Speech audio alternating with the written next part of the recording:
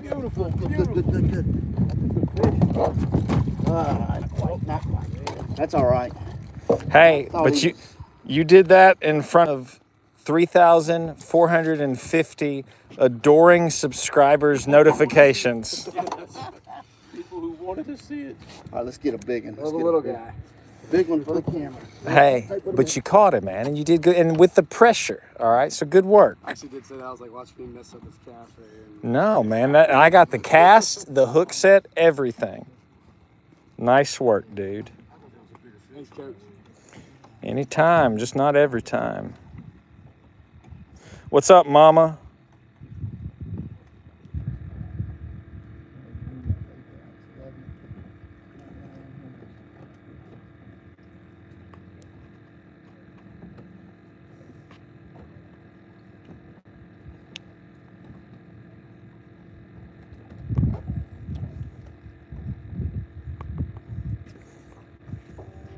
What's up, James Callahan Barton Jr., the first?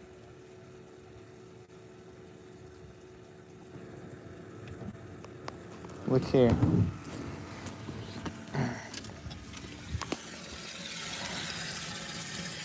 That's what's cracking.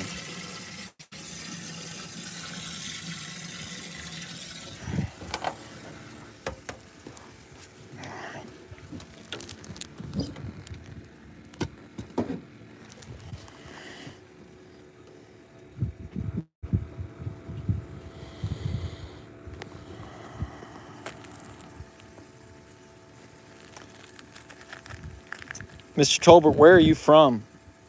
We are in Annapolis, Maryland. Okay, you're from Maryland.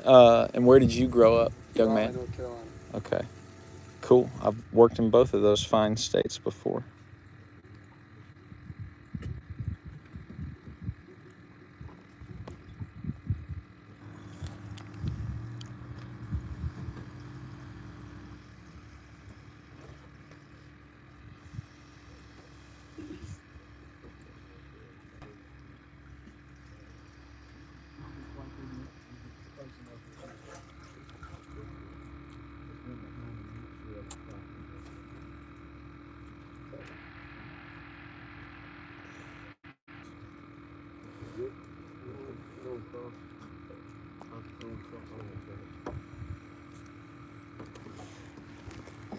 All right.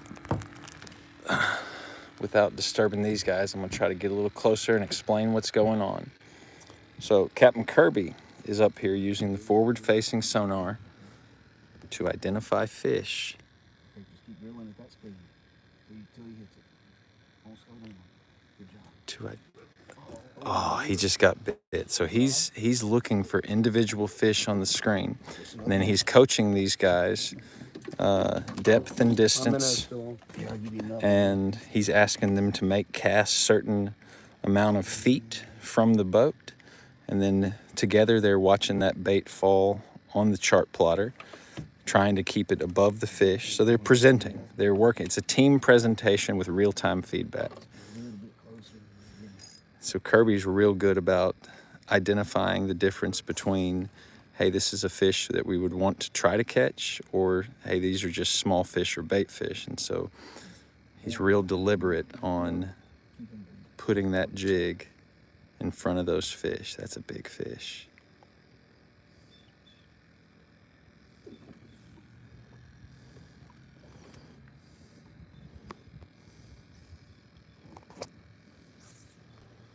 And what we're going to do is we're going to go back here to the console, because we can actually watch this without being over their shoulder. I just heard a hook set or something. So this is your bottom. This is how many feet away things are from the transducer, again located on the front boat, and this is their depth. So that fish, a little less than 20 foot from the boat and a little deeper than 6 feet.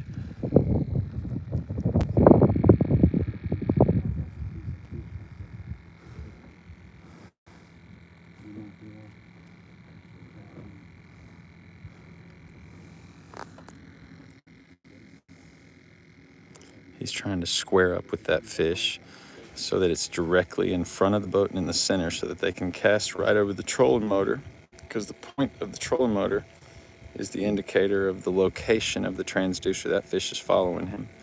He's reeling it up. That fish is chasing, chasing, chasing. Fish is still chasing.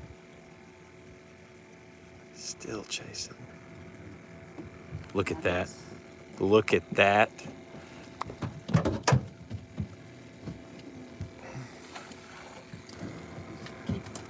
Bro, I got the whole sequence here on the chart plotter. As soon as you set the hook up, I look up and that's like we go from the virtual reality to the reality. That was awesome. Man, Nice work, Mr. See Tolbert. this one here?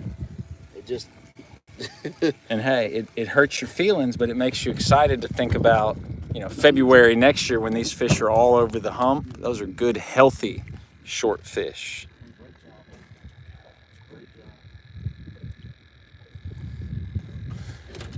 Now,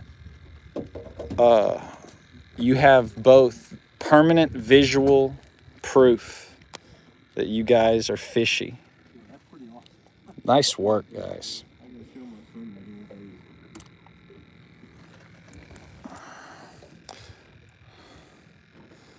So again, guys, team live scoping. We've got Captain Kirby running the trolling motor and the transducer, one and the same, trying to find fish suspended a little bit off the bottom. He's looking out about 30 feet. Even though his bottom's at 15.6, he's looking down 17, so that if we fall off into a ditch or off, you still have your bottom. Young Walker, a fine gentleman, majoring in finance at Ole Miss, is here with his girlfriend's grandfather, Mr. Tolbert, and they're just taking turns whooping on these fish.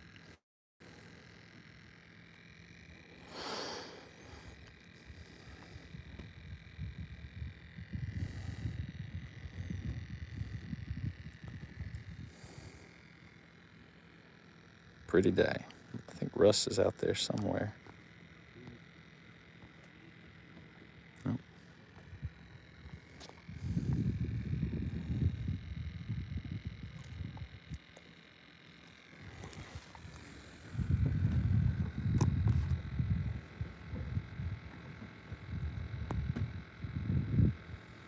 Brandon, what's water temps? 71.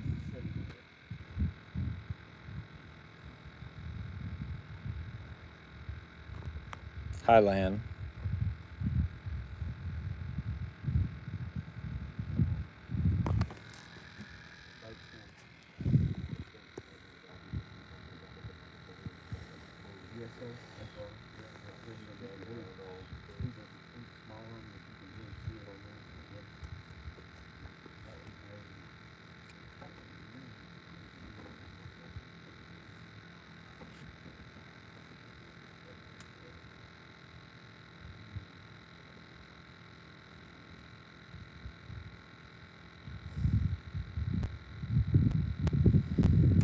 Go play your ukulele, Landry. Your ukulele.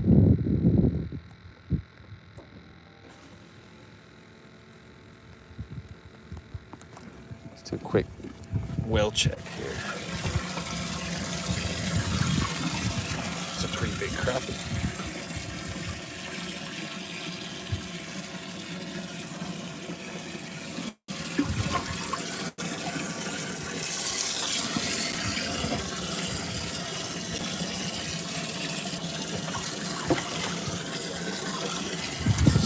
Too. That's what's nice about fishing in the fall and winter months. Your live well actually keeps your fish alive and well because the oxygen doesn't come out of solution of the water as fast, and the fish's oxygen needs are inversely proportional to the temperature.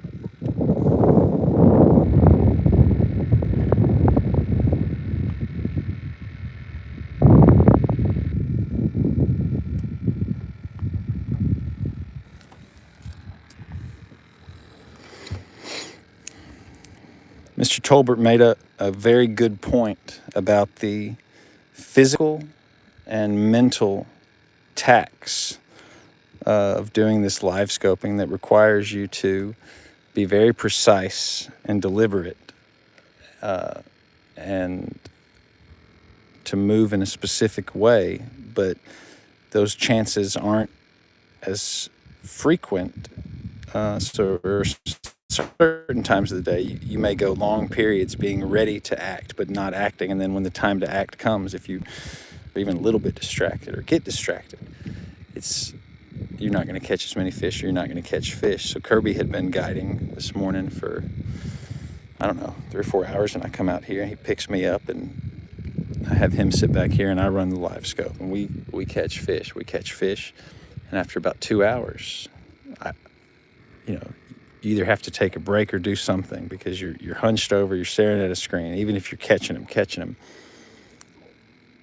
maybe just take a 5-hour energy, but you got to look up, man. You got to look up, you got to look around you, take in this beautiful lake, that big pile of rocks that I piled up so that bank wouldn't come off, and just enjoy it.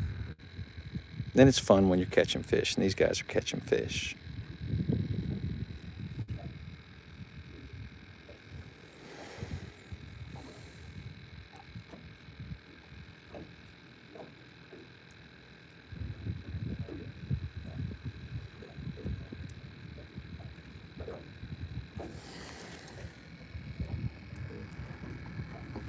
Let's see what they're looking at back here. They seeing any? 14 FOW, 71 degrees. Surface temps, 75. High on the air temps.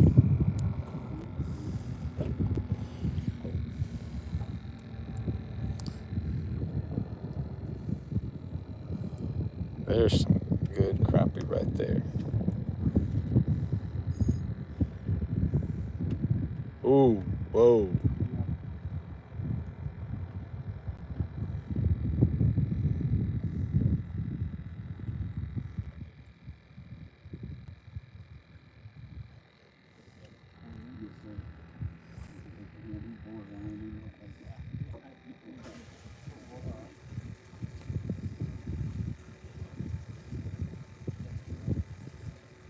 So that cast was good, but it's going to fall just not quite over the fish. So whether or not he saw it, he wasn't going to respond to it. It could be that he's looking at the boat. That's what it is. Okay, he's looking at the boat. So reeling it over him, if it's behind his eyes, is not going to have the same effect as reeling it over him when he is, let's see.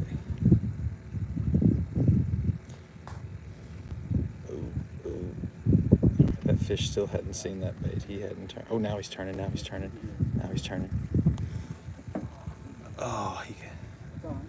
oh.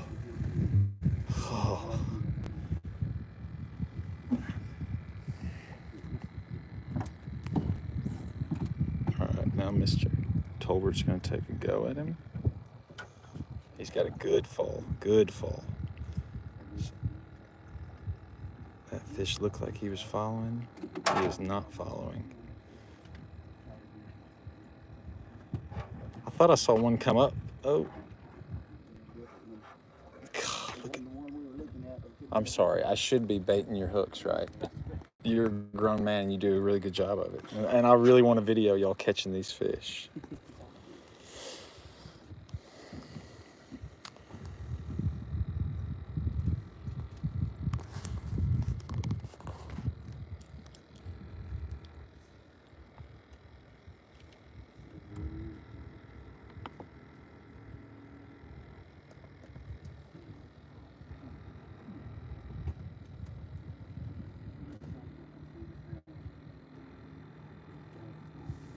Woo! Catch that 15-footer.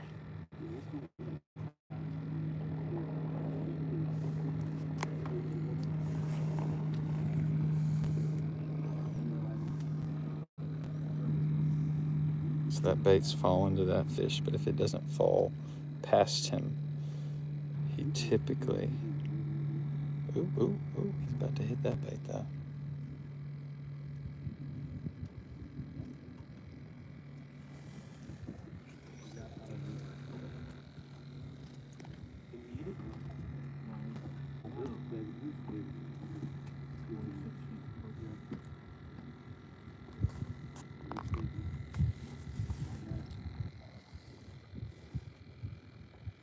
That's a nice fish at 22.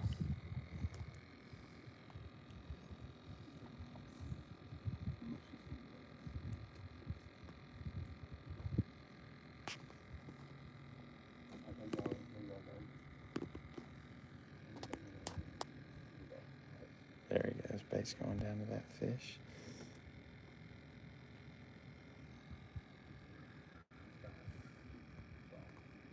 That fish is following.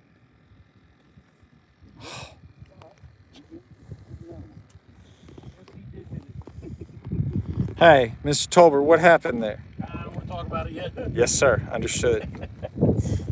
Oh, that was an eat. Hey, but that was a hell of a presentation. All right, you don't get them to bite if you don't present it right.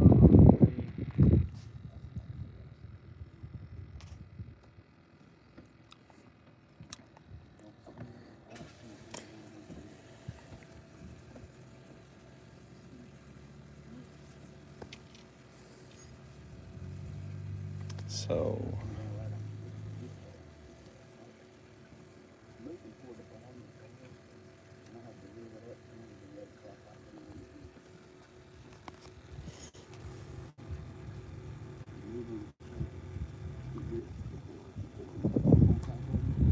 we got this bait right here. We got this fish. We got to get this bait to this fish.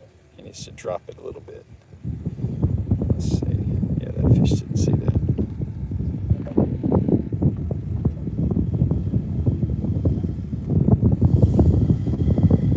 And see, the problem is the wind is blowing. It's not a problem. It's just crappie fishing on open water. Is you can spot lock a portion of the boat, but the portion of the boat that's not spot locked is going to swivel around. And so crappie brakes, chains, stuff like that can be used to mitigate it. But you still really got to, it's just like in deer hunting, you got to play the wind. You can fight it, but you will lose. We got a bait falling right here over this fish.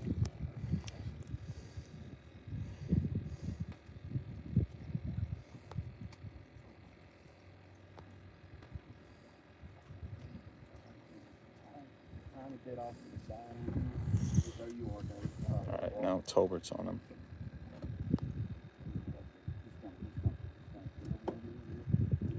Look at that fish go. Good job. That's all you do. Just go back in. Hey, another good presentation, man. That looked cool.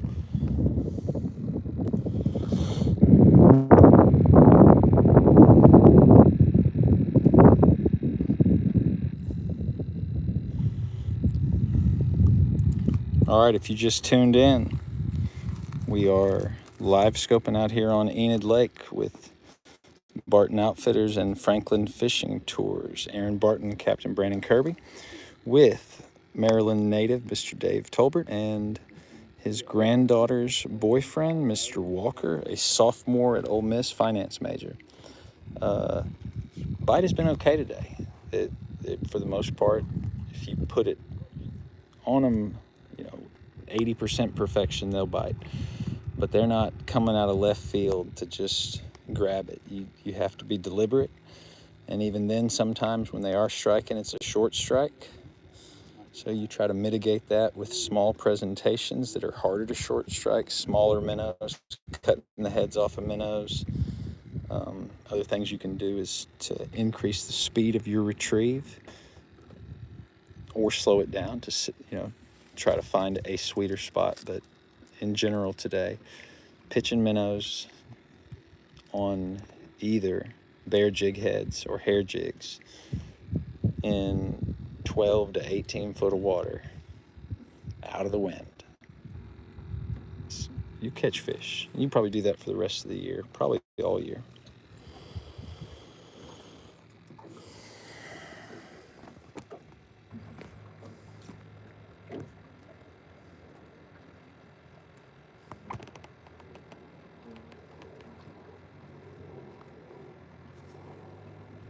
Let's see if they got one. Yeah, we got one right here.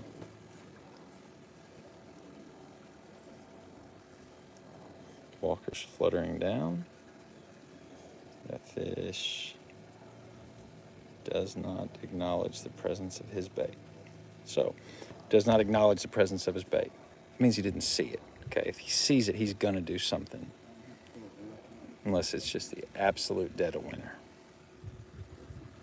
And then even still, he'll blink.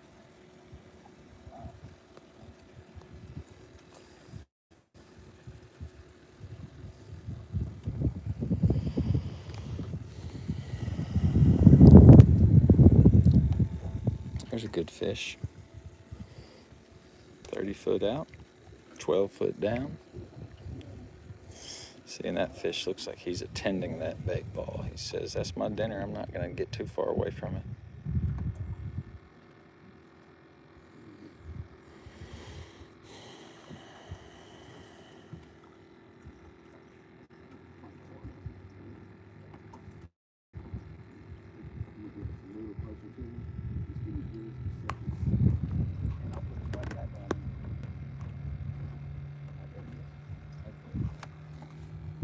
There's 2 fish, 18 foot.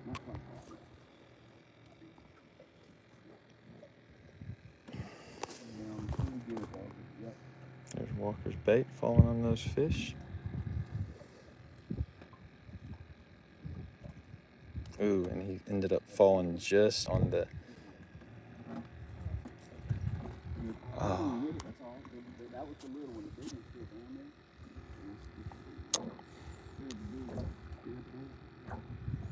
Pair of fish right here.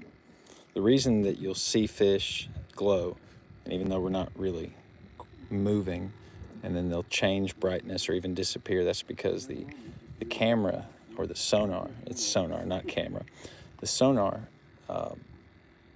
projects in a cone that's about 6 foot wide.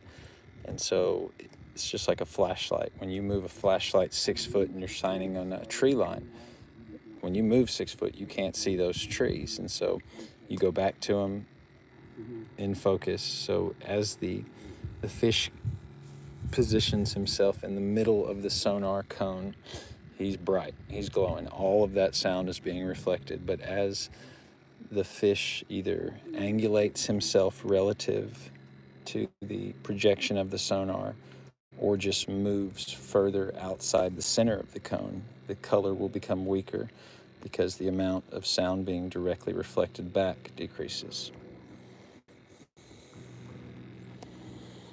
It's like peeing on a flat rock versus an angled rock.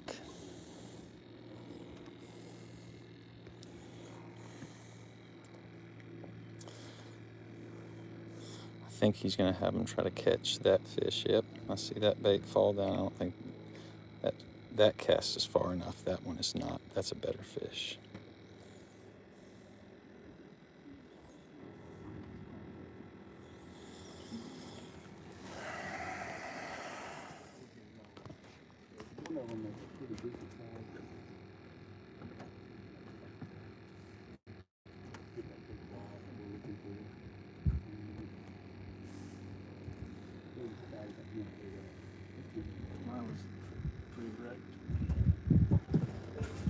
All right, Wilder's doing bait change, or Walker's doing bait change. Wilder's my nephew.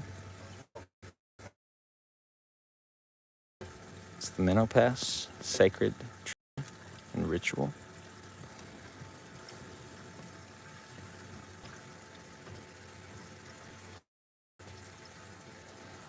All right, guys, we're going to sign off. We appreciate you joining us. We'll try to let you join in on our trips later this week and throughout the rest of the season. And if you want to be the guy that's getting filmed from behind, visit our website, bartonoutfitters.com, or give Aaron Barton a call at 469-765 to book your trip. Thanks for watching.